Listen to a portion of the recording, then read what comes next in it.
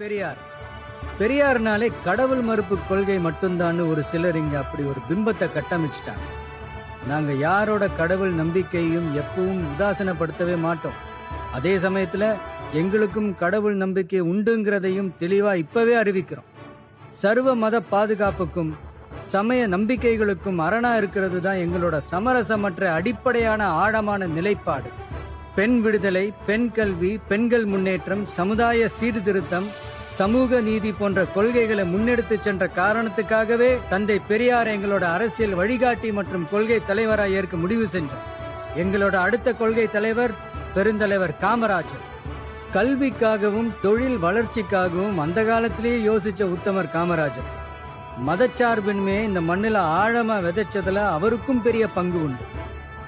இன்னைக்கும் நேர்மையான நிர்வாக செயல் திறனுக்கு இங்கு நீடிச்சு நிலைச்சு ஒற்றை உதாரணமா நிக்கிற ஒரே தலைவர் பெருந்தலைவர் காமராஜர் மட்டும்தான். அதனால பெருந்தலைவர் காமராஜரை நம்மளோட நிர்வாக செயல்முறை சித்தாந்தத்திற்கான சிற்பி, வழிகாட்டின்னு தலை நிமிர்ந்து பெருமையோடு அறிவிக்கிறோம்.